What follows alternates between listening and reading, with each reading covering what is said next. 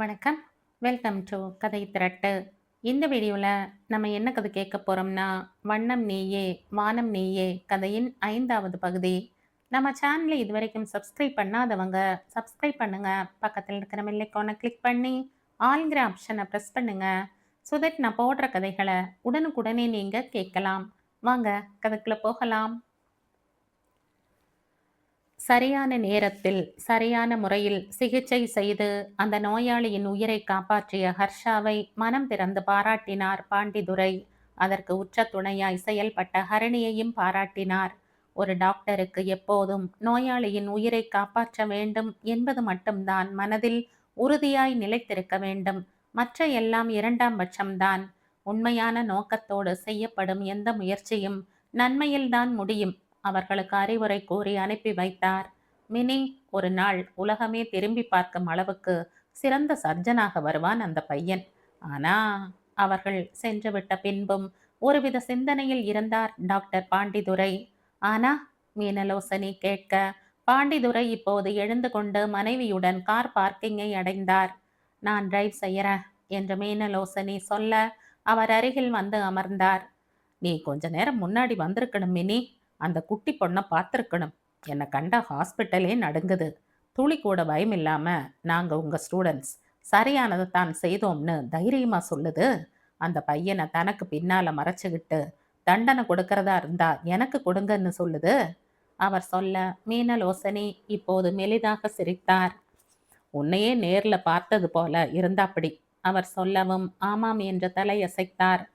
அதான் சொன்னனே, அந்த பையன் பெரிய சர்ஜனா வருவான். அந்த பொண்ணு மட்டும் அவன் கூடவே இருப்பாளானால் ஆருடம் சொன்னார். ஆருடம் பலிக்குமா, எப்படி சாத்தியமாகும் என்று காலம்தான் பதில் கூற முடியும். விடுதிக்கு திரும்பிய பின்னும் ஹர்ஷாவின் மனதில் ஹரணியின் பேச்சே ஓடிக்கொண்டிருந்தது. டாக்டர் துரையின் அறையில் இருந்து வெளியே வந்ததுமே அவன் அவளிடம் கேட்டான். ஹனி, ஏன் இப்படி பண்ண? என்ன பண்ண? எப்படி பண்ண? ஒண்ணுமே தெரியாத மாதிரி கேள்வி கேட்காத. சார் ஒருவேளை நிஜமா கோபமாகி பனிஷ்மெண்ட் கொடுத்திருந்தா நான் தானே அதை செய்தேன். நான் கட்டாயப்படுத்தியதால் தானே நீ செய்த. அப்போ உன்னை எப்படி என்னால விட்டு கொடுக்க முடியும்? சரி, அப்ப 2 பேருக்கும் தானே பனிஷ்மெண்ட் கிடைக்கணும். நீ ஏன் உனக்கு மட்டும் கொடுக்க சொல்லி சொன்ன? அவன் தேய்ந்த ரெக்கார்ட் போல அதையே மீண்டும் மீண்டும் கேட்டுக்கொண்டிருந்தது.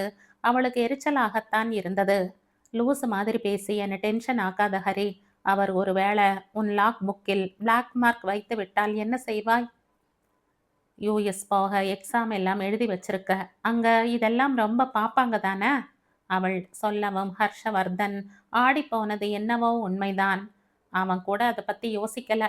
அவள் அவனுக்காக யோசித்து செயல்பட்டிருக்கிறாள். நீ யூஎஸ் எம்எல்ஏ எக்ஸாம்ல உன்னோட ஸ்கோர் சொன்னியே, டாப் ஸ்கோராமே. உலக அளவுல விரல் விட்டு எண்ணும் அளவுதான் அந்த ஸ்கோர் எடுத்தவங்க இருப்பாங்களாமே.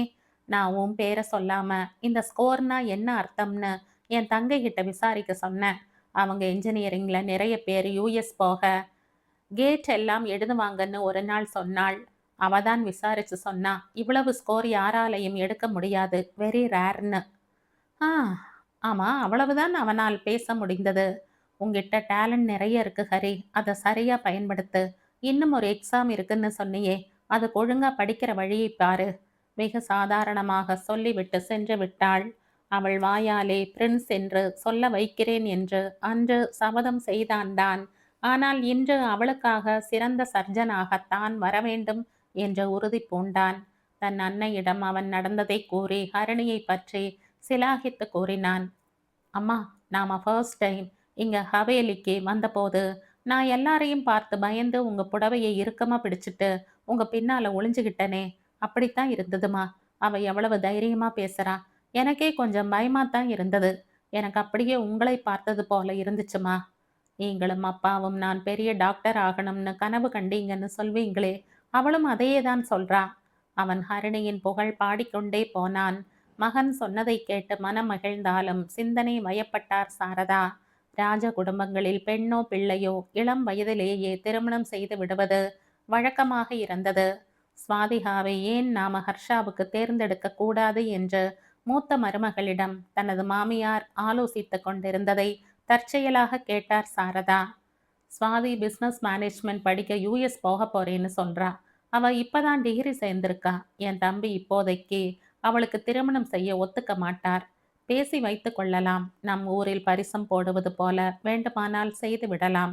எதற்கும் உன் பயாசாவிடம் சகோதரனிடம் கூறி அவர்கள் அபிப்பிராயம் கேட்டு வை என்று ராணி சொன்னதை கேட்ட சாரதா ஏற்கனவே அது குறித்த சிந்தனையில்தான் இருந்தார். சாரதாவிற்கு முதல் பார்வையிலேயே ஹரணியை மிகவும் பிடித்திருந்தது. முதலில் அவளை பற்றி மகன் புகார் செய்யும் போதெல்லாம் அவளின் இயல்புகளை அவர் மனம் பாராட்டவே செய்தது. ஹர்ஷா ஒவ்வொரு முறையும் அவளை பற்றி உணர்ச்சி பூர்வமாக கூறும்போது சாரதா மகிழ்ச்சியே கொண்டார். மகன் ஒரு தலை சிறந்த மருத்துவனாக வந்து விடுவான், நல்ல தோழமை கிடைத்திருக்கிறது என்று நிறைவு கொண்டார். ஹர்ஷாவின் திருமணம் குறித்த பேச்சுக்கள் எழவே அவர் மனதில் குழப்ப மேகங்கள். தன் கணவரின் படத்தை எடுத்து கையில் வைத்து கொண்டார். நீங்க ராஜவம்சம் என்ற அடையாளம் ஏதும் வேண்டாம் என்று எனக்காக எல்லாத்தையும் விட்டுட்டு வந்தீங்க. ஒரு நிறைவான சந்தோஷமான வாழ்க்கையை நாம் வாழ்ந்தோம். அதே நிறைவோடு உங்களோடு இன்றும் நான் வாழ்ந்து கொண்டுதான் இருக்கிறேன். அதுபோல நம் ஹரிக்கும் அவன் மனதிற்கு பிடித்த வாழ்க்கையை அமைத்து தர நீங்க தான் எனக்கு துணை புரியணும், கணவரிடம் வேண்டினார். நாட்கள் வேகமாக உருண்டோட இன்னும் 4 மாதங்கள் மட்டுமே பயிற்சி காலத்தில் மிச்சம் இருந்தது. அப்போது ஹர்ஷா, ஹரிணி, ஹேமமாலினி, ஹேமந்த் 4வரும் பிரசவ வார்டில் பயிற்சியில் இருந்தனர். முதல் முறை பிரசவம் பார்த்து குழந்தையை கையில் ஏந்தி பிடித்த அந்த நொடியை ஹேமமாலினி மற்றும் ஹேமந்த் மிகவும் கொண்டாடினர். ஹர்ஷா நெகிழ்ந்தே போயிருந்தான். அவன் பார்த்த முதல் பிரசவத்தில் பிறந்த குழந்தை அவனை பார்த்து பொடி கண்களை சிமிட்டி கொண்டிருக்க அவன் அடைந்த மகிழ்ச்சிக்கு அளவே இல்லை. உணவு இடைவேளையின் போதே அவன் அன்னைக்கு போன் செய்தான். அம்மா, நீங்களும் இவ்வளவு கஷ்டப்பட்டீங்களாம்மா? நான் உங்களை ரொம்ப கஷ்டப்படுத்தினனா? ஆனா குட்டி பாப்பாவை பார்த்ததும் அந்த அம்மா முகத்துல அவ்வளவு சந்தோஷம். அப்படித்தான் உங்களுக்கும் இருந்ததா என்றெல்லாம் கூறி சாரதாவையும் கண் கலங்க செய்திருந்தான். ஆமாம்டா ஹரிகண்ணா. சரிம்மா, நான் அப்புறம் பேசுறேன் என்று போனை அணைத்துவிட்டு திரும்பியவன் அங்கே ஹரணி நின்று கொண்டிருப்பதை கண்டான். சாரி, நான் ஒன்றும் ஒட்டு கேட்கல, ரிஜிஸ்டர் எடுக்க வந்தேன். அவளாக ஏன் விளக்கம் கொடுத்தாள்? அவள் குரல் ஏன் கம்மியது? அப்போது அதை ஹர்ஷா பெரிதாக எடுத்துக்கொள்ளவில்லை. அந்த டெலிவரி வார்டில் ஹவுஸ் சர்ஜன்களுக்கு பல பணிகள் இருந்தன. பிரசவம் பார்ப்பது தவிர ரிஜிஸ்டரில் என்ட்ரி செய்வது, யாருக்கேனும் ரத்தம் தேவைப்பட்டால் அதை இரத்த வங்கியில் இருந்து வாங்கி வருவது, சிசேரியன் செய்ய முடிவாக இருக்கும் கர்ப்பிணி பெண்களை அறுவை சிகிச்சைக்கு தயார் செய்வது என்ற பல வேலைகள். இருப்பினும் பெருமளவு பயிற்சி மருத்துவர்கள் டெலிவரி மேற்கொள்வதையே விரும்பி செய்தனர். ஆனால் ஹரணியோ மற்ற பணிகளை தேடி தேடி செய்தாள். அந்த பிரிவில் கிட்டத்தட்ட 1 வாரம் கடந்திருந்த நிலையில் மற்றவர்கள் இத்தனை டெலிவரி செய்தோம் என்று பறைசாற்றி கொண்டிருக்க அவள் ஒன்றுமே மேற்கொள்ளவில்லை என்பதை அப்போதுதான் ஹர்ஷா கவனித்தான். அன்று அந்த மழை நாளில் அவள் சொன்னது எல்லாம் அவன் நினைவில் வந்து போனது. பணி முடிந்து கல்லூரி வழியாக ஹர்ஷா, ஹரிணி இருவரும் விடுதிக்கு திரும்பிக் கொண்டிருந்தனர். நீ மொத்தம் எத்தனை டெலிவரி பார்த்திருக்க? அவள் இதுவரை ஒன்று கூட செய்யவில்லை என்று தெரிந்திருந்தும் வேண்டுமென்றே கேட்டான் ஹர்ஷா. அவள் ஒன்றும் பதில் பேசாமலேயே நடந்து வந்தாள். அவள் அப்படி பதில் சொல்லவில்லை எனில் அடுத்த கேள்வி கேட்கக்கூடாது என்ற அர்த்தம். இத்தனை நாட்களில் ஹர்ஷா அதை புரிந்து வைத்திருந்தான். மண்டே மேடம் லாக் புக் செய்ய போவதாய் சொன்னாங்க, நீ எழுதிட்டியா? பயிற்சி மாணவர்கள் அனைவரும் லாக் புக்கில் அவர்கள் மேற்கொண்ட பயிற்சியினை விரிவாக எழுதி அந்தந்த துறை தலைமை மருத்துவரிடம் கையெழுத்து பெற்று சான்றிதழ் வாங்க வேண்டும். அப்போதுதான் அவர்கள் பயிற்சி பூர்த்தியாகும். என்னைக்கு சப்மிட் செய்யணும்னு சொன்ன? நடந்து கொண்டிருந்தவள் நின்று விட்டாள். அது மண்டேன்னு தான் சொன்னாங்கன்னு நினைக்கிறேன். இன்னும் 3 டேஸ் இருக்கே அவன் சொல்ல, இப்போது ஹரணிக்கு என்ன செய்வது என்றே தெரியவில்லை. நான் இன்னும் ஒரு டெலிவரி கூட மேற்கொள்ளவில்லை ஹரி. முதல் முறை அவள் குரல் சற்று கம்மி ஒலிப்பதை கேட்கிறான். ஏன், என்னாச்சு? உனக்கு எப்படி செய்யறதுன்னு தெரியலையா? நாளைக்கு என் கூட இருந்து எப்படி டெலிவரி செய்வதுன்னு பாரு, நான் சொல்லித்தர்றேன் அவன் அவளிடம் சொல்ல, அவள் இப்போது ரௌத்ரம் கொண்டாள். அதெல்லாம் நீ ஒன்றும் சொல்லி கொடுக்க வேண்டியதில்லை, எனக்கு எப்படி செய்யணும்னு நல்லா தெரியும். அப்போ 1 வாரமா ஏன் டெலிவரி பார்க்கல? பிடிக்கல, அதனால செய்யல. இப்போது ஹரிணி அவளாக இருந்தாள். அதாவது அவனுக்கு மட்டும் கேட்குமாறு. ஆனால் அதே சமயம் கோபக்குரலில் கர்ஜித்தாள். நடந்து கொண்டே வந்தவர்கள் சற்றே இருளான பகுதியை கடந்து கொண்டிருந்தனர். சுற்றுமுற்றும் ஆள் அரவமும் இல்லை எனும் போதும் மருத்துவமனை வளாகம் என்பதால் பயம் இல்லை. ஏன் பிடிக்கல?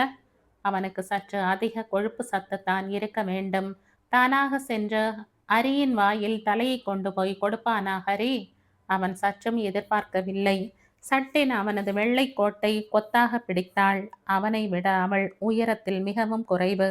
அவள் திடீரென அப்படி செய்ததால் நிலை தடுமாறியவன் அவள் தோள்களை பற்றி கொள்ள இன்னொரு கையால் அவன் கைகளை தட்டி விட்டாள். ஃபர்ஸ்ட் டெலிவரி பார்த்த உடனேயே நீ ஹேமா ஹேமந்த் எல்லோரும் உங்க அம்மா கிட்ட சொல்லி சந்தோஷமா ஷேர் செய்தீங்களே, எனக்கும் ஆசை இருக்காதா? ஏன் அம்மா கிட்ட சொல்லணும்னு? ஆனா எப்படி சொல்லுவேன்? சொல்லுடா, எப்படி சொல்வேன்?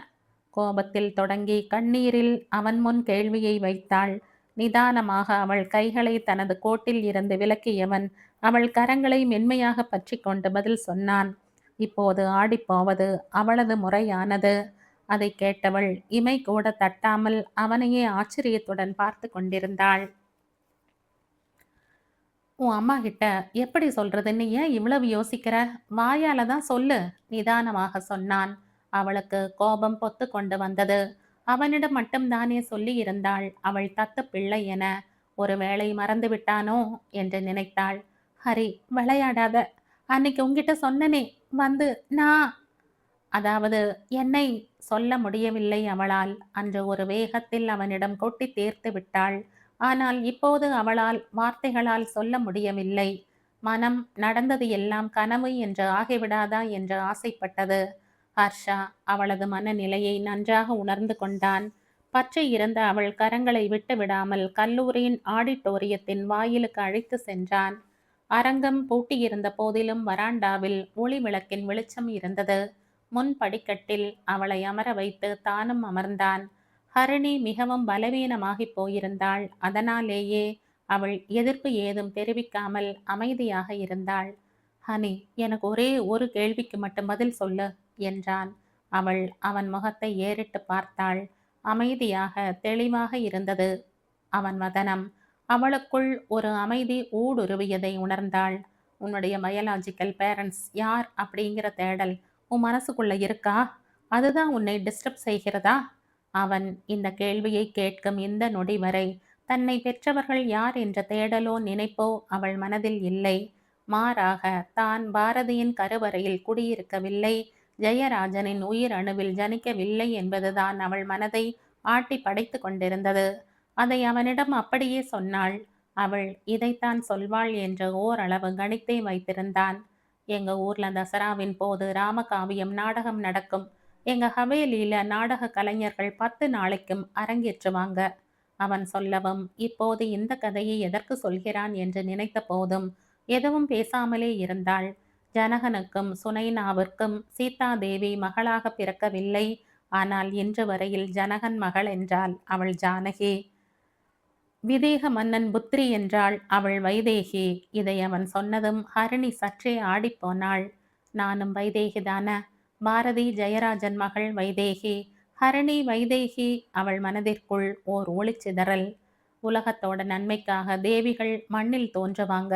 சீதா தேவி, பார்வதி தேவி, தேவி கார்த்தியாயனி, தேவி மீனாட்சி எல்லோரும் அவங்க பெற்றோருக்கு பிறக்கல, வரமா கிடைச்சாங்க.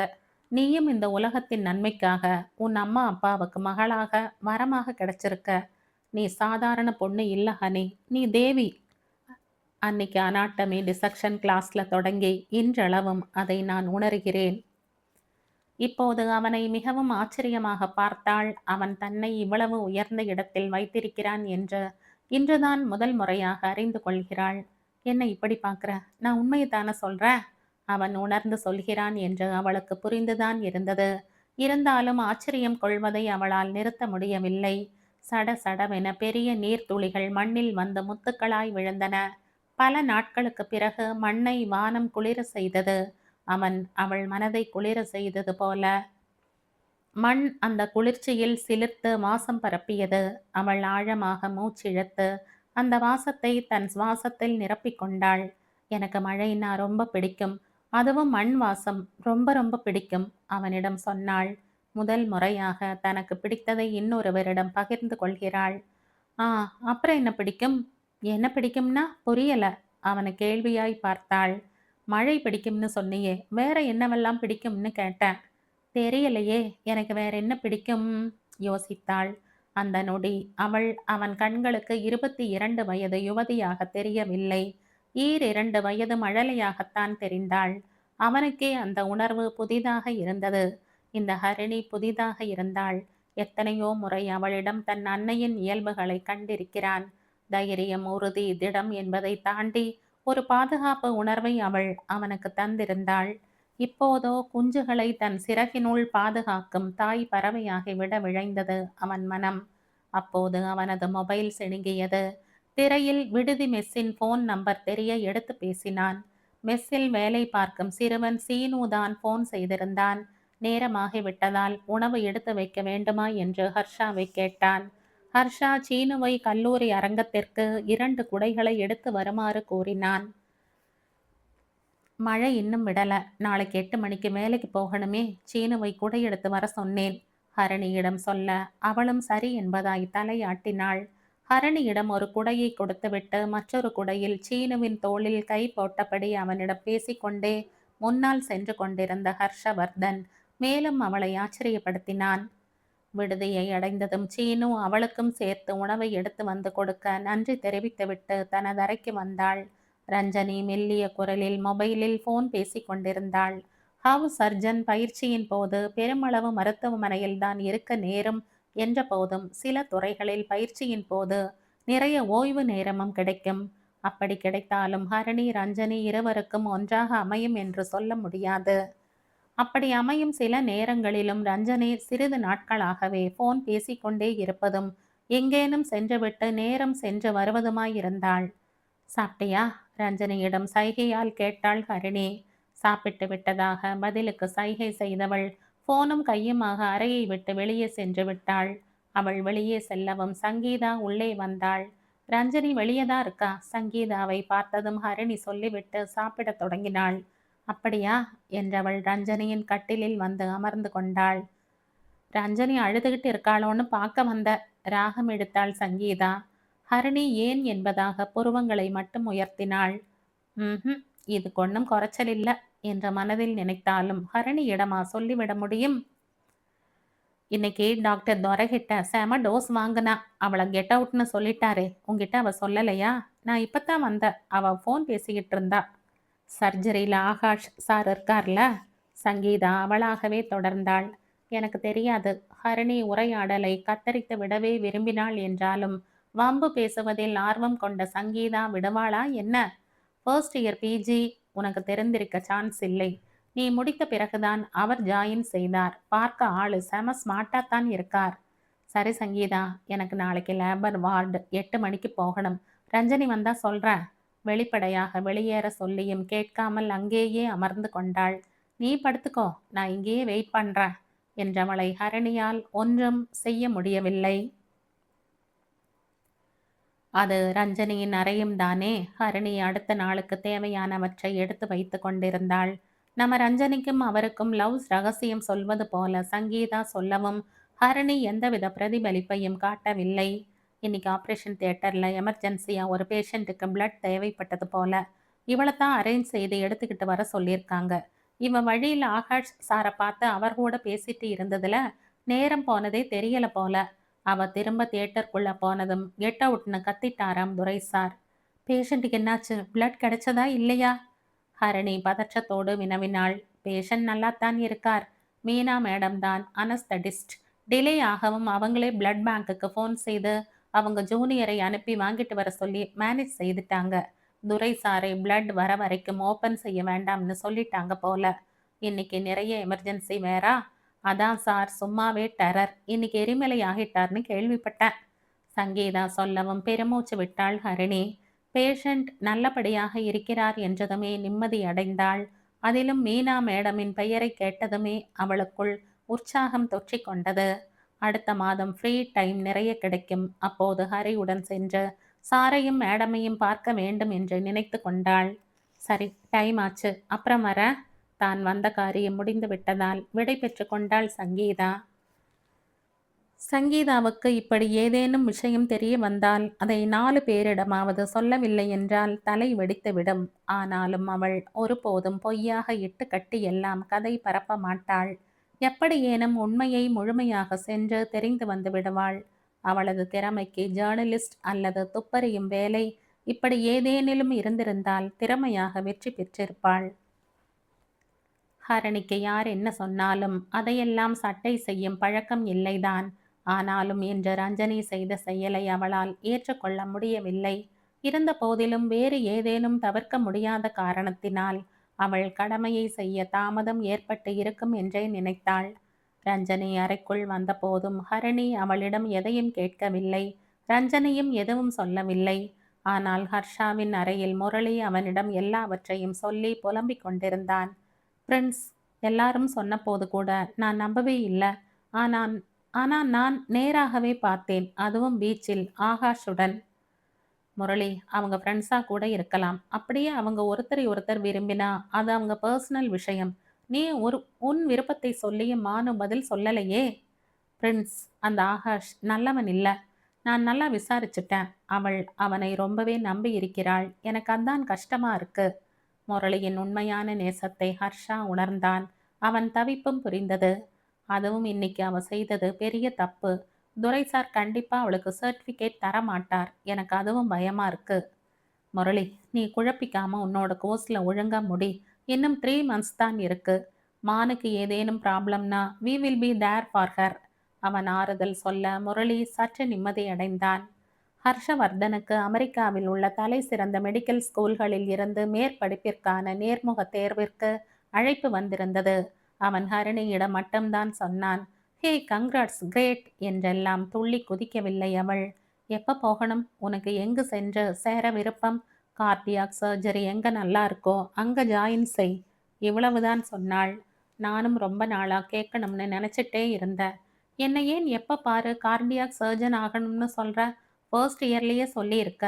அவனது நீண்ட நாள் கேள்வியை அவள் முன் வைத்தான். எனக்கு புக்ஸ் படிக்க ரொம்ப பிடிக்கும். நான் படித்த ஒரு நாவலில் ஒரு வரி வரும். Some people are born to be டாக்டர்ஸ்னு. அனாட்டமியில் அன்னைக்கு அந்த ஹார்ட்டை நீ டிசெக்ட் செய்த போதே அதை பார்த்து எனக்கு மனசில் தோணுச்சு. We are born to be cardiac surgeon. அவள் அன்று சொன்னதில் இருந்தே அவனை அறியாமல் அவன் மனதின் ஆழத்தில் அந்த விதை விதைக்கப்பட்டிருந்தது. பயிற்சியின் இறுதி மாதம் ஹர்ஷாவும் ஹரிணியும் செப்டிக் வார்டில் பணியில் இருந்தனர். லீவுக்கு சொல்லிட்டியா? ஹரிணி கேட்டாள். ஒரு வாரம் லீவ் ஓகே ஆயிருச்சு. 3வது வாரத்துல போகிறேன். சர்ஜரியில இருந்து ஒருத்தரை அந்த வீக் என்னோட இடத்துக்கு போஸ்டிங் செய்துட்டாங்க. எல்லாம் நல்லபடியாக முடிந்த மகிழ்ச்சியில் கூறினான் ஹர்ஷா. ஆனால் அவன் மகிழ்ச்சி ஒரு நாள் கூட நீடிக்கவில்லை. செப்டிக் வார்டில் பணியில் இருந்தனர் ஹர்ஷாவும் ஹரிணியும். ஆண்களுக்கு பெண்களுக்கு என்று தனித்தனி வார்டுகளாக அருகருகே இருந்தன.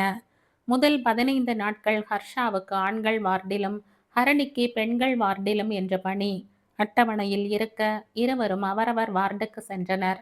ஆண்கள் பிரிவை விட பெண்கள் பிரிவில் குறைந்த நோயாளிகளே இருந்தனர்.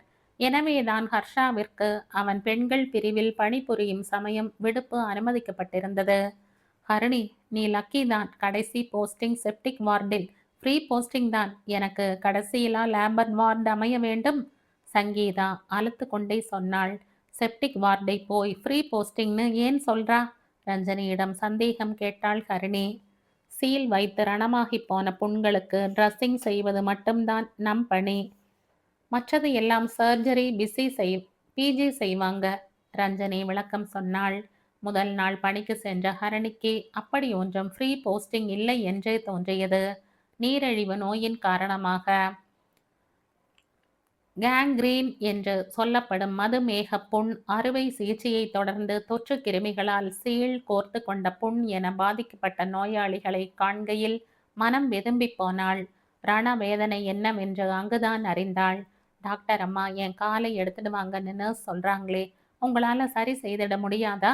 நீரழிவு நோயினால் பாதிக்கப்பட்ட 50 வயது மதிக்கத்தகுந்த பெண்மணி கேட்க என்ன பதில் சொல்வது என்று தெரியாமல் திகைத்தாள்.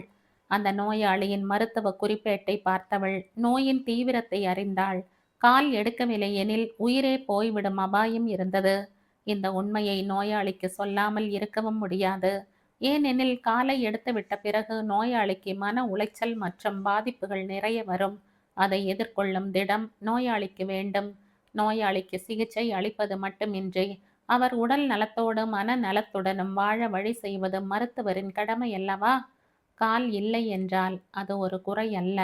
செயற்கை கால் பொருத்தி நடனமாடி சாதித்தவர் இல்லையா என பல உதாரணங்களை மேற்கோள் காட்டி அந்த நோயாளிக்கு நம்பிக்கை அளித்து நிதர்சனத்தை உணர்த்தி அவரை தயார்படுத்தினாள். முன் செய்த வினையின் பலன்தாம்மா.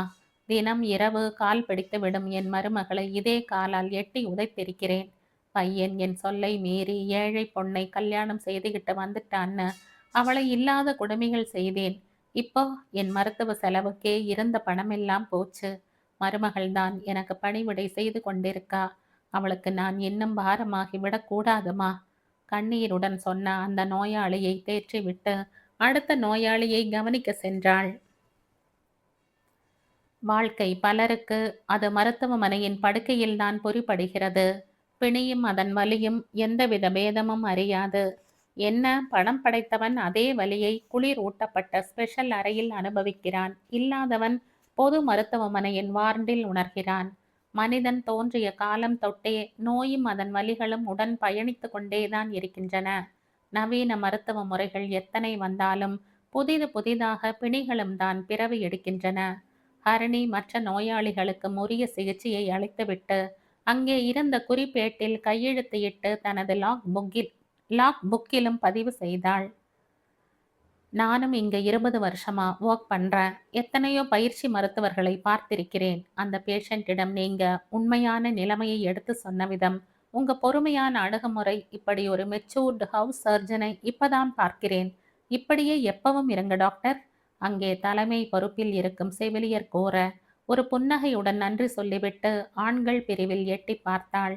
ஹர்ஷா அங்கு இல்லாது போகவே தனது விடுதி அறைக்கு திரும்பிக் கொண்டிருந்தாள். ஹரிணி ஹாய் வழியில் முரளி அவளை எதிர்கொண்டான். ஹாய் முரளி, எப்படி போயிட்டுருக்கு உன்னோட போஸ்டிங்? 1 மந்த் தானே, ஓடி போயிடும். நீ இன்டர்ன் முடிச்சுட்டு என்ன செய்யலாம்னு இருக்க? ஹரிணியிடம் வினவினான். கொஞ்ச நாளைக்கு ஏதேனும் ஹாஸ்பிட்டலில் மெடிக்கல் ஆஃபீஸராக சேர்ந்து ஒர்க் செய்துட்டு கூடவே பிஜி எக்ஸாமுக்கு தயார் செய்யணும். ஹரிணி கூற முரளியும் தன்னுடைய முடிவும் அதுவே என தெரிவித்தான். சிறிது நேரம் இருவரும் உரையாடி கொண்டிருந்தனர். சொல்ல மறந்துட்டேனே, சர்ஜரி ஹெட் லீவில் போயிருக்காராம். துரை சார்தான் ஆக்டிங் ஹெட். உங்கள் செப்டிக் வார்டுக்கும் சார்தான் இன்சார்ஜ்னு சர்க்குலர் போட்டிருக்காங்க. அப்படியா? அப்போ சார் கிட்ட தான் லாக் புக் சைன் வாங்கணுமா? ஆமாம். ஆனால் உனக்கு என்ன கவலை? நீயும் பிரின்ஸும் தான் சாருக்கு பிடித்தமானவர்கள் ஆயிற்றே. அவன் குரலில் சிறிதளவு பொறாமை கலந்து ஒலித்ததை ஹரிணி கவனித்தாலும் அதை பெரிதாக கண்டு கொள்ளவில்லை. அவனோடு சிறிது நேரம் உரையாடிவிட்டு தனது அறைக்கு திரும்பினாள். அவள் உள்ளே வந்த சிறிது நேரத்தில் ரஞ்சனி வெளியே கிளம்பிவிட்டாள். இப்போதெல்லாம் அவள் அறையில் தங்குவதே இல்லை. அவ்வப்போது யாரேனும் அவளை தேடி அறைக்குள் பிரவேசம் செய்து சிறிது புரளி பேசிவிட்டு செல்வதைத்தான் அவள் வெகுவாக வெறுத்தாள். ஹரிணி இதையெல்லாம் கண்டு கொள்வதில்லைதான். ஆனாலும் உள்ளுணர்வு என்ற ஒன்று இருக்கிறதே. ரஞ்சனியின் செயல்பாடுகளையும் கவனித்து கொண்டுதானே இருக்கிறாள். நட்புக்கு ஒரு எல்லை உண்டு. அதே சமயம் நட்புக்கு பொறுப்பும் உண்டு. ரஞ்சனியின் தனிப்பட்ட செயல்பாடுகளில் தலையிடுவது, அதிலும் உண்மை யாதென தீர அறியாமல் ஏதேனும் முடிவுக்கு வருவது சரி அன்று. அதே சமயம் தோழிக்கு தீமையாக முடியும் என அறிந்த போதும் தக்க சமயத்தில் அறிவுறுத்தாமல் போவதும் நல்ல நட்புக்கு அழகன்றே. ஏனோ அவள் மனம் இன்று மிகவும் பாரமாக இருந்தது. எதனால் இப்படி உணர்கிறாள் என்று அவளுக்கே தெரியவில்லை. தான் இன்னும் கைபேசி வாங்கிக் கொள்ளவில்லை என்ற போதும் அன்னைக்கு ஒன்றை வாங்கி தந்திருந்தாள். கீழே சென்று பொது தொலைபேசியில் அன்னையை அழைத்து நலம் விசாரித்து அனைவரும் சுகமே என அறிந்து அமைதியடைந்தாள். ஆனாலும் ஏனோ இன்னும் முழுமையாக நிம்மதி ஏற்படவில்லை. ஒரு புத்தகத்தை எடுத்து வைத்து கொண்டு அதில் மூழ்கினாள். இரவு நேரம் சென்றே அறைக்கு திரும்பினாள் ரஞ்சனி. சாப்பிட்டாயா என்று ஹரிணி கேட்க வெளியிலேயே சாப்பிட்டு விட்டதாக சொல்லி படுக்கையில் சாய்ந்தாள். இந்த வார இறுதியில் அவளிடம் பேச வேண்டும் என்று தீர்மானித்து கொண்டாள் ஹரிணி. மறுநாள் வழக்கம் போல தனது பணிக்கு சென்று வேலைகளையெல்லாம் முடித்துவிட்டு ஆண்கள் பிரிவில் எட்டி பார்க்க அன்றும் ஹர்ஷா தென்படவில்லை. இவளை பார்த்ததும் அங்கே பொறுப்பில் இருந்த சிஸ்டர் இவளை நோக்கி விரைந்து வந்தார். டாக்டர், இன்னைக்கு பிரின்ஸ் டாக்டர் வரல. நேற்றும் அவசரமாய் முடித்துவிட்டு போய்விட்டார். சின்ன ட்ரெஸ்ஸிங் எல்லாம் நானே செய்துட்டேன். சர்ஜரி முடிந்த பேஷண்ட்ஸுக்கு டாக்டர் தான் செய்யணும். நீங்க கொஞ்சம் இன்னைக்கு செய்து விடுவீங்களா? நர்ஸ் சொல்ல ஹரிணி அவரிடம் மருத்துவ குறிப்பேட்டை எடுத்து வருமாறு பணித்தாள். அவனுக்கு என்ன பேரா இல்ல? அதென்ன பிரின்ஸ் டாக்டர்? எங்க போய் தொலைஞ்சா? எப்பவுமே இப்படி செய்ய மாட்டானே. வரவே இல்லைன்னு நர்ஸ் சொல்றாங்க. என்கிட்டயாச்சும் தகவல் சொல்லி இருக்கலாம் தானே? மனதில் அவனை வறுத்து எடுத்தவள் அவனது வார்டின் பணிகளை முடித்துவிட்டு விடுதி திரும்ப 4 மணி ஆகிவிட்டது. அவளது அறைக்குள் வந்தவள் குளித்துவிட்டு நேராக மெஸ்ஸுக்கு சென்றாள். அவளிடம் காஃபி தூள் தீர்ந்து போயிருந்தது. மெஸ்ஸில் காஃபி கிடைக்குமா என்று பார்க்க சென்றாள். மெஸ் மூடியிருந்தது. 5 மணிக்குத்தான் மாலை சேவைகள் ஆரம்பமாகும். சீனு இருந்தால் கடைக்கு சென்று காஃபி பொடியாவது வாங்கி வர சொல்லலாம் என்று எண்ணி அவனை தேடினாள். சீனுவையும் அங்கு காணவில்லை. வெளியே வந்தவள் பக்கவாட்டில் இருந்த ஹர்ஷாவின் அறையை நோக்கினாள். வெளிப்பக்கம் பூட்டு தொங்கவில்லை. அப்படியென்றால் அறையில்தான் இருக்கிறானா? அவள் தனக்குத்தானே கேள்வி கேட்டுக்கொண்டிருக்கையில் அவனது அறையில் இருந்து சீனு வெளியே வந்தான். இவளை பார்த்தவன் இவளிடம் ஓட்டமாய் ஓடி வந்தான். அக்கா, பிரின்ஸ் அண்ணா இந்த மெடிசன் வாங்கிட்டு வர சொன்னார். நம்ம சுபம் மெடிக்கல்ஸ்ல கிடைக்குமா? அவன் ஒரு காகித துண்டை நீட்டினான். அவனிடமிருந்து அந்த சீட்டை வாங்கி பார்த்தாள். அதை பார்த்த மாத்திரத்திலேயே என்ன நோய்க்கான மருந்து என்று அவள் அறிந்து கொண்டாள். உங்க அண்ணா இதையே வாங்கிட்டு வர சொன்னார்? யாருக்கு இது? புருவம் சுருக்கினாள் ஹரிணி. பிரின்ஸ் அண்ணாக்குத்தான். அவருக்கு ஒரே ஜுரம், வயிற்று கோளாறு போலவும் தெரியுது. அவன் சொல்ல அவன் கையை பிடித்து இழுத்து கொண்டு ஹர்ஷாவின் அறை நோக்கி சென்றாள். ஹர்ஷவர்தன் கதவை பலமாக தட்டியபடியே அவனை அழைத்தாள். அவளது குரலை அவன் அடையாளம் கண்டு கொண்டான். கதவு திறந்துதான் இருக்கு, வா. அவனது குரல் கம்பீரம் குறையாமல் ஒலித்தது. முதன்முறை ஒரு ஆணின் அறைக்குள் நுழைகிறோம் என்ற தயக்கம் அவள் மனதிலும் இல்லை. முதல் முறையாக ஒரு பெண் அவனது அறைக்குள் பிரவேசம் செய்கிறாள் என்ற சங்கடம் அவனுக்கும் இல்லை. அவள் தந்தை இருக்கும் அறைக்குள் நுழைய அவள் என்றேனும் தயக்கம் கொண்டதுண்டா? இல்லை. அவன் அறைக்குள் அவனது அன்னை வருவதை அவன் சங்கடமாக பார்த்ததுண்டா? அங்கிருந்த விடுதி அறைகள் எல்லாம் ஒரே மாதிரி அமைப்பை கொண்டவைதான். ஆனால் ஹர்ஷா அவனது அறையில் சகல வசதிகளும் செய்திருந்தான். கீழே கார்பெட், டிவி, குட்டி ஃப்ரிட்ஜ், சிறிய வாஷிங் மிஷின், ஏசி, கம்ப்யூட்டர் என அது உண்மையில் இளவரசனின் அறையாகத்தான் தோற்றமளித்தது. ஆனால் அதில் எதிலும் ஹரிணியின் பார்வை பதியவில்லை. அங்கிருந்த ஃபோம் மெத்தையில் இழுத்து போர்த்தி கொண்டு படுத்திருந்தவன்தான் கண்ணுக்கு தெரிந்தான். அவன் அருகில் இருந்த மேஜையில் மதியம் அரைகுறையாய் சாப்பிட்ட மெஸ் தட்டும் ஒரு பெப்சி பாட்டிலும் இருந்ததை கவனித்தாள். ஏசி ஓடிக்கொண்டிருக்க குளிருக்கு போர்த்தி கொள்ளும் ரஜாயில் சுருண்டிருந்தான். நேராக அவன் அருகில் சென்று அவன் நெற்றியில் கை வைத்து பார்த்தாள். அனலாய் கொதித்தது. நாக்க நீட்டு, அவனிடம் கூறிக்கொண்டே அவன் கைகளை உயர பிடித்து பல்ஸ் பார்த்தாள். அவன் இதய துடிப்பு வேகமாக தீனமாக இருந்ததை அறிந்தவள் அவனிடம் எப்போதிருந்து இப்படி இருக்கிறது என்று கேட்டாள். அவன் நேற்று மதியத்தில் இருந்தே வயிறு சரியில்லை, இரவில் ஜுரம் பிடித்து கொண்டது என்று பதில் சொன்னான். அறிவிற்கா உனக்கு? நீ எல்லாம் டாக்டரா? அவள் போட்ட சத்தத்தில் சீனவும் மிரண்டு போய்விட்டான். நல்ல வேளை அவளது குரல் வெளியில் யாருக்கும் கேட்க வாய்ப்பில்லை. ஏன், என்னாச்சு? அவள் ஏன் இவ்வளவு கோபம் கொள்கிறாள் என்று அவனுக்கு தெரியவில்லை. நேற்றில் இருந்து இப்படி இருக்கு, முழுசா டீஹைட்ரேட், உடம்பில் நீர் சத்து குறைந்து போவது ஆக இருக்க, எமர்ஜென்சி போகாம இங்க ஏசியை போட்டுட்டு இழுத்து போத்திக்கிட்டு படுத்துட்டு இருக்க. உன் வார்டிலும் நீ வரலைன்னு தகவல் சொல்லல? அவள் குரலில் இப்போது கோபம் குறைந்து ஆற்றாமை துணித்தது. மானுகிட்ட ஃபோன் செய்து உனக்கு சொல்ல சொன்னனே, எனக்கு ஃபீவர், இன்னைக்கு என்னோட வார்டை ஹரணியை பார்த்துக்க சொல்லுன்னு அவள்கிட்ட சொன்னனே. மற்றபடி டேப்லெட் போட்டா சரியாகிடும்னு நினைச்சேன். எப்ப சொன்ன ரஞ்சனிகிட்ட? நைட் ஒரு 9 மணி இருக்கும். வெளியில இருக்க, அறைக்கு போனதும் சொல்றேன்னு சொன்னான். அவன் சொல்ல இப்போது ஹரணிக்கு ரஞ்சனி மேல் கோபம் வந்தது. அவளது கவனம் இப்போதெல்லாம் மிகவும் அலை பாய்ந்து கொண்டிருப்பதை உணர்ந்தாள். சிவியர் ஃபுட் பாய்சனிங் ஆகி இருக்கு உனக்கு. வா, எமர்ஜென்சி போகலாம். உன்னால எழ முடியுமா, இல்ல வேற யாரையேனும் கூப்பிடவா என்று அவள் சொல்ல அவன் தலை அசைத்து மறுத்தான். எமர்ஜென்சி போனா அட்மிட் செய்திடுவாங்க. 5 நாளைக்கு ஆன்டிபயாட்டிக் போடுவாங்க. லீவ் எடுக்க முடியாதுன்னு உனக்கு தெரியுமே. நான் டேப்லெட் போட்டுட்டு நாளைக்கு வார்டுக்கு வந்துடுறேன். அவளிடம் பேசிக்கொண்டே இருந்தவன் பாத்ரூமுக்கு விரைந்தான். ஹரணிக்கும் அது சற்று சிக்கலானது என்று புரிந்தது. அவர்களின் கல்லூரியில் ஹவுஸ் சர்ஜன் பயிற்சி காலத்தில் மாதம் ஒரு நாள் கணக்கில் 12 நாட்கள் விடுமுறை இருந்த போதும் ஒரே போஸ்டிங்கில் 10 நாட்களுக்கு மேல் விடுமுறை எடுத்தால் நீட்டிப்பு அளித்து விடுவார்கள். ஏற்கனவே ஹர்ஷா அமெரிக்கா செல்ல 7 நாட்கள் விடுப்பு எடுக்கவிருந்த நிலையில் அவன் மேற்கொண்டு 5 நாட்கள் விடுப்பு எடுத்தான் எனில் எக்ஸ்டென்ஷன் அளிக்கப்படும். ஹர்ஷாவுக்கு அவ்வாறு நீட்டிப்பு அளிக்கப்படுமானால் அவன் அமெரிக்கா சென்று மேற்படிப்பு மேற்கொள்வதில் சிக்கல்கள் எழலாம். அவள் இவ்வாறு யோசித்துக் கொண்டிருந்த போதே தளர்ந்த நடையோடு வெளியே வந்தான் ஹர்ஷா. அடுத்து என்ன செய்ய வேண்டும் என்று முடிவு செய்தாள் அவள். அங்கிருந்த மேஜையில் ஒரு பேப்பர் பேனாவை எடுத்து மளமளவென அதில் ஏதோ எழுதினாள். சீனு மெஸ்ல தனியா கஞ்சி சாதம் வச்சு தருவாங்களா? தெரியலக்கா, மாஸ்டர் கிட்ட தான் கேட்கணும். பிரின்ஸ் அண்ணா கிட்ட தான் கரண்ட் அடுப்பு இருக்கே, அதுல செய்யலாமே என்று அங்கே பால்கனி பக்கமாய் கையை நீட்டினாள். அங்கு மாடுலர் கிச்சனே இருந்தது. இண்டக்ஷன் அடுப்பு, மைக்ரோவேவ், ஜூசர், சாண்ட்விச் டோஸ்டர் என்று அவள் இதுவரை கண்டிராத பொருட்கள் இருந்தன. இன்னொரு பேப்பர் பேனாவை எடுத்து அதில் ஏதோ எழுதி 2 காகிதங்களையும் சீனுவிடம் கொடுத்தாள். அவள் செய்கையை ஹர்ஷா அமைதியாக பார்த்து கொண்டிருந்தான். சீனு, முதல்ல சுபம் மெடிக்கல்ஸ் போ. இதுல இருக்க மருந்து பொருட்கள் எல்லாம் வாங்கிட்டு வா. ஏதேனும் குழப்பமா இருந்தா ஹர்ஷா நம்பருக்கு ஃபோன் செய்ய சொல்லு என்றவள் ஹர்ஷாவிடம் அவனது மொபைல் எண்ணை கேட்டு அதிலே குறித்து கொடுத்தாள். பிரின்ஸ் அண்ணா நம்பர் எனக்கு மனப்பாடமா தெரியும்கா, பெருமை தொனிக்க சீனு சொல்லி வைத்தான்.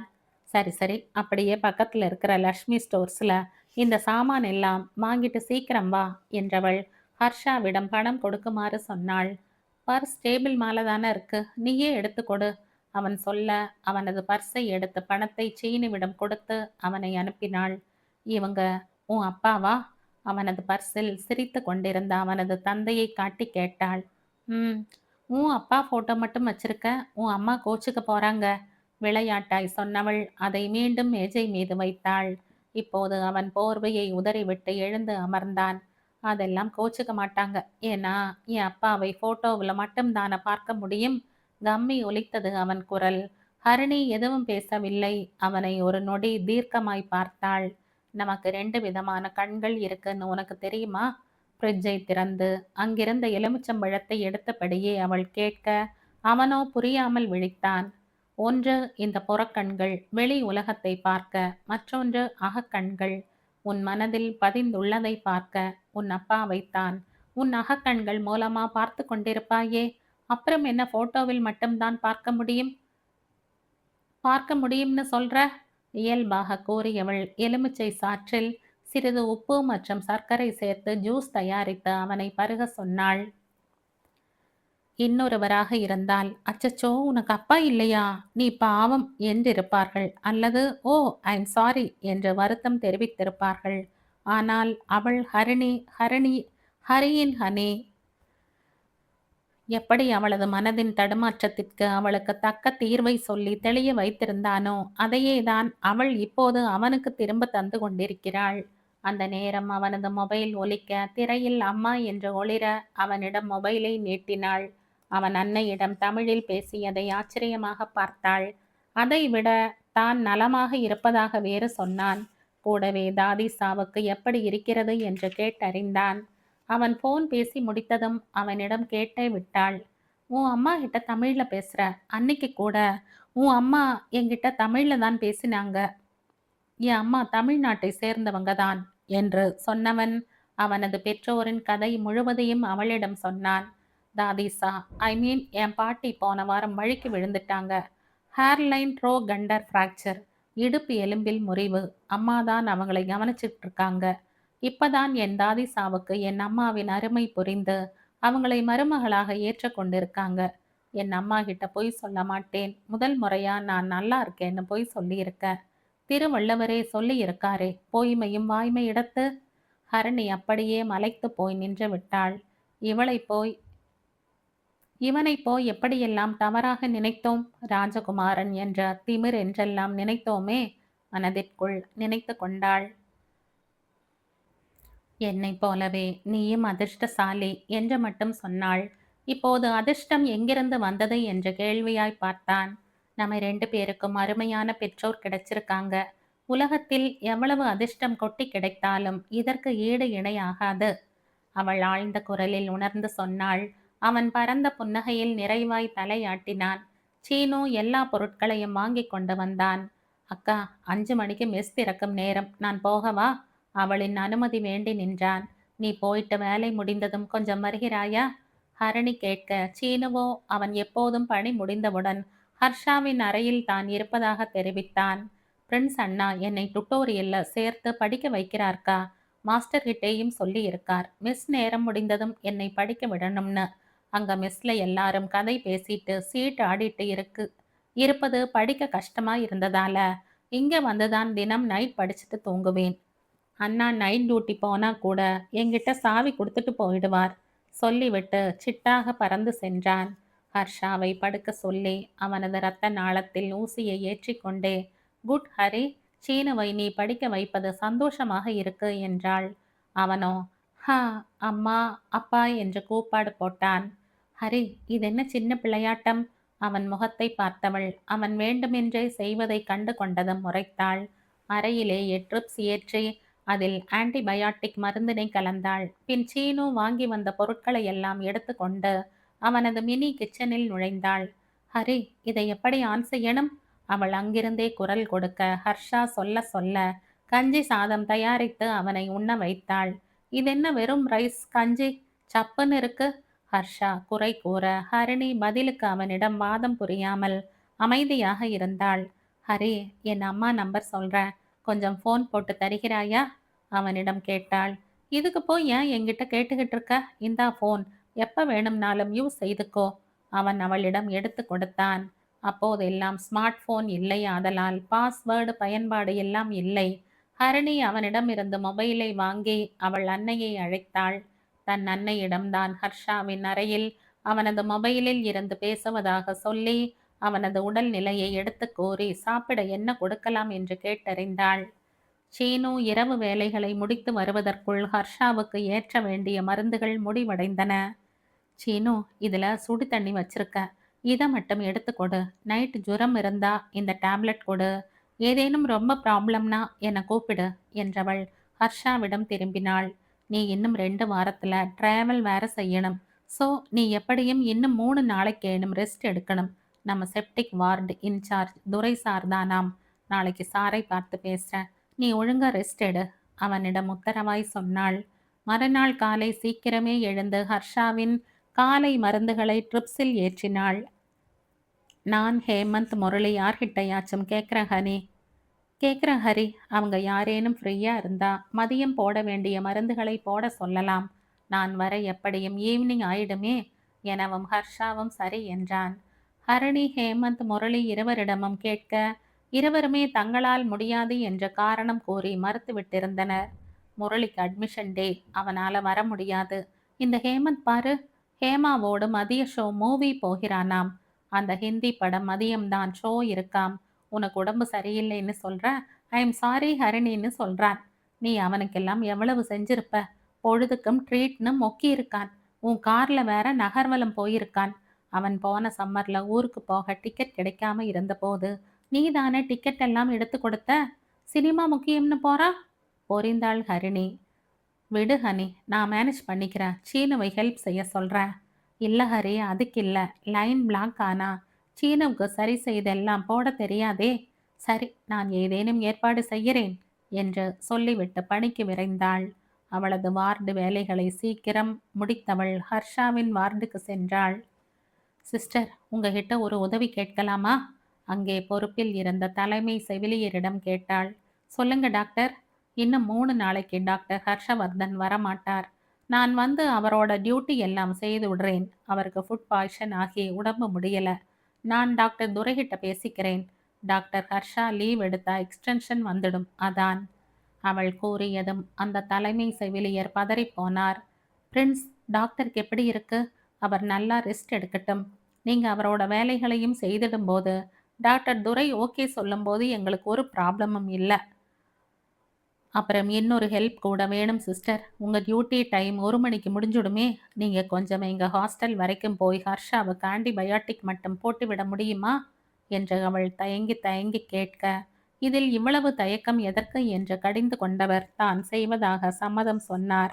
வார்டில் இருந்த போனில் ஹர்ஷாவுக்கு தகவல் சொன்னவள் வேலையை முடித்துவிட்டு டாக்டர் துரையை தேடி சென்றாள். அங்கே டாக்டர் மீனலோசனியும் உடன் இருந்தார். இருவரையும் நீண்ட நாட்களுக்கு பிறகு சந்திப்பதில் மிகவும் மகிழ்ச்சி கொண்டாள். ஹவுஸ் சர்ஜன் முடிய போகுதே, மேற்கொண்டு என்ன பிளான் டாக்டர்? மீனலோசனிதான் கேட்டார். தான் ஒரு நல்ல வேலை தேடிக்கொண்டு முதுகலை படிப்பிற்கான நுழைவுத் தேர்வுக்கு தயார் செய்ய போவதாக கூறியவள் அவர்கள் கேட்காமலேயே ஹர்ஷவர்தன் யுஎஸ் என்று படிக்க இருப்பதை தெரிவித்தாள். ரொம்ப நல்ல ஸ்கோர் ஆச்சு, எல்லா டாப் யூனிவர்சிட்டியிலும் இடம் கிடைக்கும். டாக்டர் துரை சிலாகித்தார். அவன் இன்னும் 2 வாரங்களில் இன்டர்வியூ செல்லவிருப்பதை தெரிவித்தாள். சார், எனக்கும் ஹர்ஷாவுக்கும் செப்டிக் வார்டு போஸ்டிங், எங்களோட முதல் போஸ்டிங் கடைசி போஸ்டிங் ரெண்டுமே உங்கள் தலைமையில் இருப்பதை ரொம்ப பெருமையாக உணர்கிறோம். அவள் உணர்வு பூர்வமாக கூறினாள். எங்க உன் பார்ட்னர், என் கிரைமை காணோம்? அவனுக்கும் சேர்த்து நீயே பேசிட்டு இருக்க? விளையாட்டாய் கேட்டார் டாக்டர் துரை.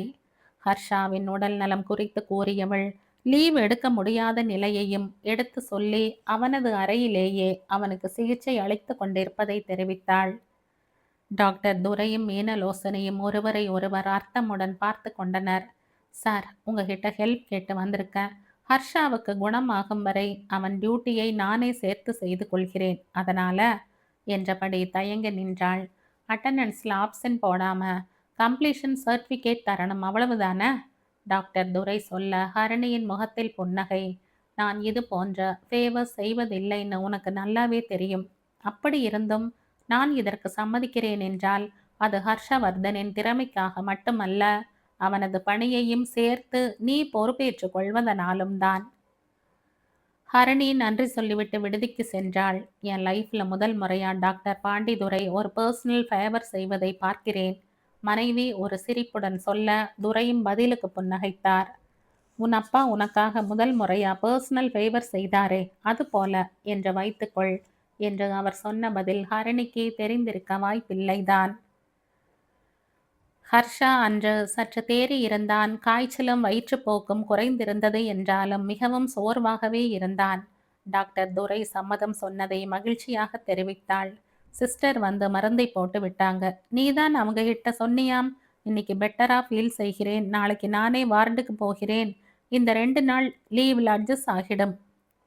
ஹரி, அது வேற வார்டா இருந்தா கூட பரவாயில்லை, செப்டிக் வார்டு. நாளைக்கு ஒரு நாள் மட்டுமேனும் ரெஸ்ட் எடு. 10 நாள் கணக்கு சரியா இருக்கும். அப்புறம் வேணுமானால் வார்டில் வந்து நர்சிங் ஸ்டேஷனில் இருந்து கொள். வேலையெல்லாம் நான் பார்த்து கொள்கிறேன். ஹரணி சொல்ல ஹர்ஷா சம்மதம் சொன்னான். அதே போல மறுநாள் ஓய்வு எடுத்துக்கொண்டு அடுத்த நாள் முதல் வார்டுக்கு சென்றான். ஹரணியின் சொல்படியே நடந்தான். ஒரு வாரத்தில் நன்றாக தேறி இருந்தான். பேக்கிங் எல்லாம் செய்து விட்டாயா ஹரி? என்ன பேக் செய்யணும்? டாக்குமெண்ட்ஸ் மட்டும்தானே? ஒரு வாரத்துக்கு ட்ரெஸ் எல்லாம் வேண்டாமா? எங்கே ஸ்டே? சாப்பாடு எல்லாம் எப்படி இருக்கும்? அவள் கேள்விகளை அடுக்கி கொண்டே போக அவன் புன்னகைத்தான். நியூயார்க்கில் எங்களுக்கு ஒரு வில்லா இருக்கு. அங்கே எங்களோட பணியாளர்கள் எல்லாம் இருக்காங்க. மற்ற இடங்களில் இன்டர்வியூக்கு போகும்போது அவங்களும் கூட வருவாங்க. எங்கள் செக்ரட்டரி எல்லா ஏற்பாடும் செய்திடுவார். பிரின்ஸ் ஹர்ஷவர்தன் மூட்டை தூக்காம ஜாலியா போகலாம். கேலி ததும்ப அவன் சொல்ல நான் ஒன்றும் என்று ஆரம்பித்தவள் பாதி வாக்கியத்திலேயே நிறுத்தி கொண்டாள். நீ ராஜகுமாரன் தான், வருங்கால ராஜாதான் ஹரி. ஆனால் அது உன் பிறப்பால் வந்த அடையாளம். ராஜா என்றால் மக்களை போற்றி பாதுகாப்பவன், தனது பிரஜைகளின் நலம் ஒன்றையே முதன்மையானதாய் கொண்டிருப்பவன். என்று நீ உன் சுய முயற்சியால் அந்த நிலைக்கு உயர்கின்றாயோ, அன்றுதான் என் மனம் உன்னை ராஜகுமாரனாக ஏற்கும். மனதிற்குள் நினைத்து கொண்டாள். இவர்கள் விடுதிக்கு நுழைந்த போது ஹேமாவும் ஹேமந்தும் எதிர்பட்டனர். அன்று தான் உதவி செய்ய வரவில்லை. அதன் பின் நலம் விசாரிக்க வேணும் வந்து பார்த்தனர். இப்போது என்னத்துக்கு கை அசைத்து ஹாய் சொல்றான்? ஹர்ஷாவிடம் ரகசியமாய் சொன்னாள். பிரின்ஸ், நாளையிலிருந்து நீ லீவாமே, ஜெய்ப்பூர் போறையா? எனக்கு ஒரு ஹெல்ப் வேணுமே. ஹேமந்த் கேட்க ஹரணிக்கு கோபம் பொத்து கொண்டு வந்தது. ஜெய்ப்பூர் போகல, வெக்கேஷன் போகிறேன். மேற்கொண்டு எந்த தகவலும் சொல்லாமல் நிறுத்தி கொண்டான் ஹர்ஷா. ஓ அப்படியா? எனக்கு உன் கம்ப்யூட்டரில் கொஞ்சம் வேலை செய்யணும். உன் ரூம் சாவி கொடுத்துட்டு போயேன். அவன் கேட்க ஹர்ஷா என்ன சொல்லப் போகிறான் என்று அவனை நோக்கினாள் ஹரிணி. ரூம் சீனுவின் பொறுப்பில்தான் விட்டுவிட்டு போறேன். அவனிடம் அனுமதி பெற்று உபயோகித்துக்கொள். சீனுவா மெஸ்ல வேலை செய்யும் பொடியனா? சந்தேகமாய் கேட்டான் ஹேமந்த். ஆமா, அவன்தான் என்று ஹர்ஷா சொல்லவும் ஹேமந்த் சரி என்று சொல்லி ஹேமாவிடம் விடை பெற்று சென்றான். இப்போ கூட அவன் நீ எப்படி இருக்க அப்படின்னு ஒரு வார்த்தை கேட்கல. அவனுக்கு வேண்டியதுல தான் குறியா இருக்கான். அதெல்லாம் கம்ப்யூட்டர் தர முடியாதுன்னு சொல்ல வேண்டியது தானே? எல்லோருக்கும் விழுந்து விழுந்து வேண்டிய உதவி செய்கிறாய். உனக்கு ஒரு ஹெல்ப் தேவைப்படும் போது யார் இருக்கா? ஆதங்கத்துடன் கேட்டாள். நடந்து கொண்டிருந்தவனின் கரத்தை பற்றி நிறுத்தி அவளது முகத்தை நோக்கி மெதுவாக சொன்னான். நீ இருக்கையே. ஆம், அவள் இருக்கிறாள். அவனுக்காக அவள் இருக்கிறாள். இக்கட்டான சூழல்களிலெல்லாம் ரட்சிக்கும் தேவியாக அவனுக்கு அவள் இருக்கிறாள். அவனை ஹரியாக மட்டும் பார்க்கும் அவனது ஹனியாக அவள் இருக்கிறாள். இன்றைய தினத்தில் நிகழ்காலத்தில் அவள் இருக்கிறாள்தான். எங்கோ தொடங்கிய அவர்களின் பாதைகள் இங்கே சங்கமித்து பயணித்து கொண்டிருக்கின்றன. எதுவரை இணைந்தே பயணிக்க காத்திருக்கின்றன என்பதை காலம்தான் சொல்லும். ஹரணி வழக்கம் போல தனது பணிகளை செய்து கொண்டிருந்தாள். இன்னும் 10 நாட்கள்தாம். அதன் பிறகு அவள் டாக்டர் ஹரிணி வைதேகியாகி விடுவாள். பணியில் இருந்த விடுதிக்கு அப்போதுதான் திரும்பி இருந்தாள். அன்று அவள் மிகவும் மகிழ்ச்சியாக இருந்தாள். அவளுக்கு வேலை கிடைத்து விட்டிருந்தது. டாக்டர் மீனலோசனிதான் அவளது வேலைக்கு ஏற்பாடு செய்திருந்தார். பகுதி நேர ஷிஃப்ட் பணி, கூடவே நல்ல சம்பளமும். இன்னொரு ஷிஃப்டிற்கும் டாக்டர் தேவை என்றறிந்தவள் முரளியை பரிந்துரை செய்தாள். அவள் விடுதிக்கு திரும்பிய போது சீனு ஹர்ஷாவின் மொபைல் போனை வைத்து கொண்டு மெஸ்ஸின் வாசலிலேயே காத்திருந்தான். அக்கா, பிரின்ஸ் அண்ணா ஃபோன் செய்திருந்தாங்க, உங்ககிட்ட பேசணுமா? மொபைலை உங்ககிட்ட தர சொன்னாங்க என்று அவளிடம் மொபைலை கொடுத்து விட்டு சென்றான். மொபைலை இங்கேயே வைத்து விட்டு போயிட்டானா? இப்ப எதுக்கு கால் செய்யறான்? நாளைக்கு திரும்பி வர போகிறானே என்று யோசித்தபடி அறைக்குள் நுழைந்ததுமே மொபைல் சிடுங்கியது. ஹலோ என்று இவள் ஆன் செய்த முகமன் கூற, ஹனி என்ற ஆழ்ந்த குரல் அவள் செவிகளில் பாய்ந்தது. ஹரி, உன் வாய்ஸ் ரொம்ப டீப் வாய்ஸ். ஃபோனில் உன் குரலை கேட்கும் போதுதான் கவனிக்கிறேன். நீ பாடினா ரொம்ப நல்லா இருக்கும். உனக்கு பாடத் தெரியுமா? மறுமுனையில் அவன் சிரிப்பது அவளுக்கு கேட்டது. ஏன் சிரிக்கிற? இவள் சந்தேகமாய் கேட்டாள். தான் என்ன சொல்லிவிட்டோம் என்று இப்படி சிரிக்கிறான் என்று யோசித்தாள். ஒரு சிங்கரை பார்த்து பாடுவியான்னு கேட்டுட்டியே. அவன் பலமாய் சிரித்தான். என்னை களி தீர்த்தே உலகில் ஏற்றம் புரிய வந்தாய் பாரதியின் வரிகளை போனிலேயே பாடினான். ஓரிரு மணி துளிகள் அவளிடம் நீடித்தது மௌனம். பின் மெல்லிய குரலில் அவள் அவனிடம் கேட்டாள். ஹரி, இங்க வந்ததும் எனக்கு முழு பாட்டு பாடுவியா? உலகத்தின் தலை சிறந்த பல்கலைக்கழகங்களில் ஒன்றான ஹார்வர்டில் அறுவை சிகிச்சை பிரிவில் மேற்படிப்பு படிக்க தேர்வு பெற்றிருந்த மகிழ்ச்சியை அவளிடம் பகிர்ந்து கொள்ளவே அவன் போன் செய்திருந்தான். ஆனால் அதைவிட அதிகமான சந்தோஷத்தை அவனுக்கு அவள் தந்து விட்டிருந்தாள். உன் பாடல் நன்றாக இருக்கிறது. ஆகா ஓஹோ என்றெல்லாம் அவள் சொல்லவில்லைதான். மாயக்கண்ணன் குழல் போல மயக்கும் உன் குரல் என மற்றவரை போல அவள் பாராட்டி விடவில்லைதான். ஆனாலும் அவனிடம் முதல் முறையாக எனக்கு இதை செய்கிறாயா என்று கேட்டிருக்கிறாள். கண்டிப்பா பாடுற ஹனி என்று மட்டும் அவளிடம் சொன்னான். கூடவே ஹார்வர்டில் தேர்வு பெற்றதையும் தெரிவித்தான். ஹார்வர்டு தான், ஹாப்பியா இருக்கணும். ஏன்னா அங்க படிக்க நீ அதை சூஸ் செய்திருக்க. அவள் சொல்லவும் அவன் ஒரு கணம் ஸ்தம்பித்து போனான். 1 மணி நேரம் முன் அவன் அன்னையிடம் அவன் தெரிவித்த போது கிட்டத்தட்ட இதே வார்த்தைகளைத்தான் அவரும் சொன்னார். 2 நாட்கள் கழித்து நிறைய பரிசு பொருட்களோடும் சாக்லேட் டப்பாக்களோடும் வந்து சேர்ந்தான் ஹர்ஷவர்தன். கடந்த 5½ ஆண்டுகளில் அவனோடு பயணித்த நண்பர்கள், பேராசிரியர்கள் மட்டுமல்லாமல் கல்லூரி மற்றும் விடுதியில் பணிபுரிவோர், வார்டில் பணிபுரியும் செவிலியர்கள் மற்றும் பணியாளர்கள் என அனைவருக்கும் இனிப்புகளையும் சிறு சிறு பரிசுகளையும் கொடுத்து தனது நன்றியை தெரிவித்தான். அவன் ஹார்வர்டில் தேர்வு பெற்றதை அனைவரும் பெருமையாக பேசியது ஒரு புறம் என்றால், அவனது பரிசுகள் பற்றிய அலசல்கள்தான் அதிகமாக இருந்தன. உனக்கும் பர்ஃப்யூம் தானா? சங்கீதா ரஞ்சனியிடம் கேட்டுக்கொண்டிருந்த போதுதான் ஹரணி உள்ளே வந்தாள். கேர்ள்ஸ் எல்லோருக்கும் பர்ஃப்யூம் அண்ட் சாக்லேட்ஸ் தான். பசங்களுக்கு கூலர்ஸ், பர்ஃப்யூம், வேலட்னு வகை வகையா கிஃப்ட் கிடைச்சிருக்கு. ரேவதி கூடுதல் தகவல்களை தந்து கொண்டிருந்தாள். ஹரணி, நீ தான் பிஸ்னஸோட டேபிள் மேட், யூனிட் மேட் ஆச்சே. உனக்கு என்ன கிஃப்ட் கொடுத்தான்? சங்கீதா கேட்க ஒரு புன்னகையை மட்டும் பதிலாய் தந்துவிட்டு அவசரமாய் வேறு உடை மாற்றி அறையை விட்டு வெளியேறினாள். 3 வாரம் முன்னாடி பிரின்ஸுக்கு உடம்பு சரியில்லாம போச்சாமே. ஹரிணிதான் அவனுக்கு ஹெல்ப் செய்தாள்னு ஹேமா சொன்னா. முன்னாடி எல்லாம் எலியும் பூனையுமா இருப்பாங்க, இப்போ செட் ஆகிட்டாங்களா என்ன? சங்கீதமாய் சந்தேகமாய் கேட்டாள். அதெல்லாம் இருக்காது. இப்போவும் ஏதாவது பதில் சொன்னாளா பாரு. அவ மாறவே இல்ல. பிரின்ஸ் யூஎஸ் போயிட்டா, இவ யாருன்னே மறந்துடுவான். ரேவதி மறுத்து சொன்னாள். அவர்கள் இவ்வாறு விவாதம் செய்து கொண்டிருந்த போது ஹர்ஷவர்தன் சாஷ்டாங்கமாய் பாண்டித்துரை மீனலோசனி இருவரின் பாதங்களை பணிந்து வணங்கினான். முன்னதாக அவர்கள் வீட்டுக்கு வர அனுமதி வேண்டியிருந்தான். ஹரணியோடு அவர்கள் இல்லம் சென்று அவர்களின் ஆசிகளை பெற்றான். ஹர்ஷா ஒரு தாம்பாளத்தில் வெற்றிலை, பூ, பழம், இனிப்புகள் மற்றும் கிஃப்ட் பேப்பர் சுற்றிய ஒரு சிறு பேழை சகிதம் வைத்து இருவரிடமும் கொடுத்தான். அவன் கொண்டு வந்திருந்த பரிசு பேழையில் ஸ்கேல் பல் எனப்படும் சர்ஜரி செய்ய உதவும் கத்தியும் அதிநவீன ஸ்டெதஸ்கோப்பும் இருந்தன. அவன் ராஜவம்சத்தை சேர்ந்தவன், ராஜகுமாரன். இவ்வளவு பணிவோடு குரு வணக்கம் செலுத்துவான் என்று எதிர்பார்க்காத பெரியவர்கள் இருவருக்கும் ஆச்சரிய பூரிப்பு நிறைந்த ஆசிகளை வழங்கினர். அவர்கள் மன நிறைவை கண்டு ஹரிணிதான் அதிகம் மகிழ்ந்தாள்.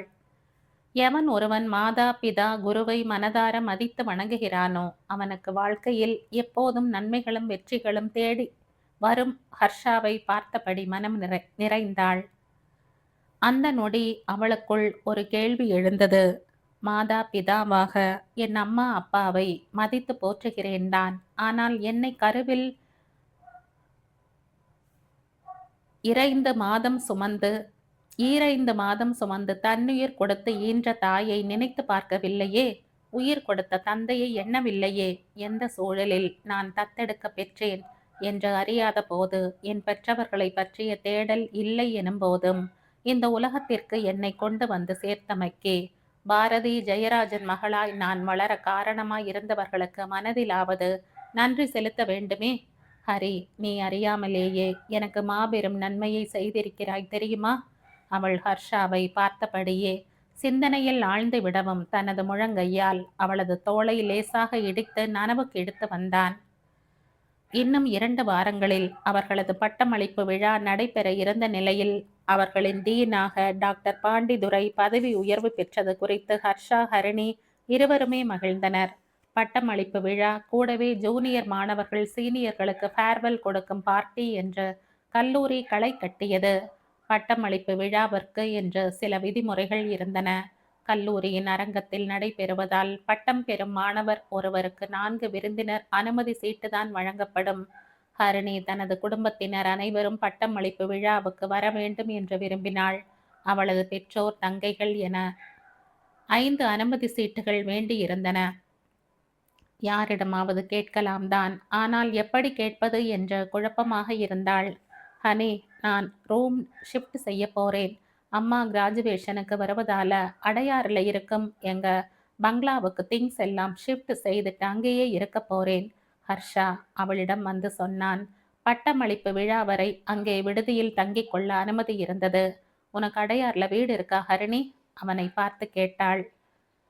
நான் இங்க ஜாயின் செய்யும் போதே எனக்கு ஹாஸ்டலில் இருக்க சிரமமாக இருந்ததால தங்க வீடு வேணும்னு என் தாதாசா ஒரு பங்களா ஏற்பாடு செய்திருந்தார். அது சும்மா பூட்டியே இருந்தது. இப்ப எப்படியும் இங்க நாம காலி செய்தாகணும். அதனால அங்க இப்பவே ஷிஃப்ட் செய்திடலாம்னு இருக்க. ஹர்ஷா விளக்கம் சொன்னான். அப்போ சரி ஹரி, நான் உன்னை ஃபங்க்ஷன்ல பார்க்கிறேன், புன்னகையோடு சொன்னாள். என்ன இப்பவே டாட்டா சொல்ற? நானே உங்ககிட்ட ஹெல்ப் கேட்கலாம்னு இருந்தேன்.